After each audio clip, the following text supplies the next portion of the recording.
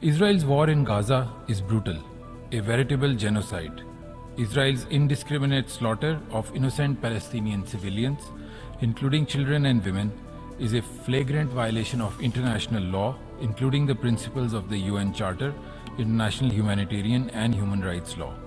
This genocidal war must be stopped forthwith, in accordance with the international community's resounding call for an immediate and unconditional humanitarian ceasefire in General Assembly resolutions ES 10/21 and 22, and also reflected in the 13 votes cast in favor of a ceasefire in the Security Council, as well as the Secretary General's invocation of Article 99 to end this war. Mr. President, Pakistan strongly and unequivocally condemns Israel's rejection of a humanitarian ceasefire. The UN Security Council, entrusted with the primary responsibility of maintaining international peace and security, has regrettably failed in fulfilling its obligation to impose a ceasefire. The Council has been paralyzed due to the resistance and negative vote of a permanent member. A heavy responsibility rests on those who have enabled the prolongation of this war and the continuing slaughter of innocent civilians in Gaza. This latest exercise of the veto reinforces our conviction that the reform of the Security Council should not add more permanent members to its composition. Mr. President, the failure to halt the Israeli war poses an imminent risk of escalation that could engulf the entire region. Pakistan therefore reiterates its call for an immediate and unconditional ceasefire.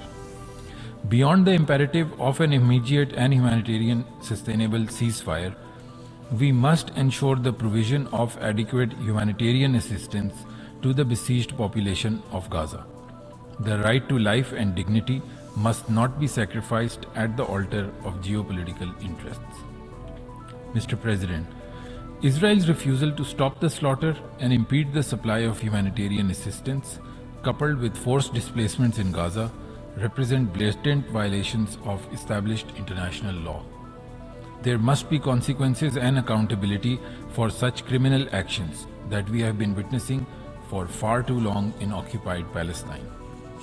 Pakistan welcomes South Africa's initiative to bring Israel's transgressions under the Genocide Convention to the International Court of Justice. Pakistan also looks forward to the advisory opinion of the ICJ on the legal consequences arising from the policies and practices of Israel in the occupied Palestinian territory, including East Jerusalem. Mr. President, the root cause of this crisis lies in Israel's prolonged occupation and denial of Palestinians' inalienable right to self-determination. Israel's brutal campaign against the occupied people of Palestine struggling for their freedom cannot be justified under the guise of self-defense. The international community cannot accept the fait accompli Israel is seeking to impose to destroy Palestinian nationhood. The choice before us regarding Palestine is stark. Engage in a determined and sustained diplomatic endeavor to implement the two-state solution, or bear witness to the ongoing genocide perpetrated by extremist Israeli leaders with the tacit or explicit support of some foreign political leaders.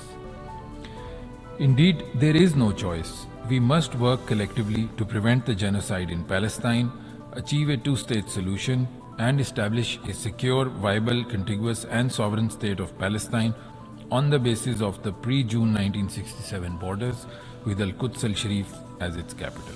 I thank you.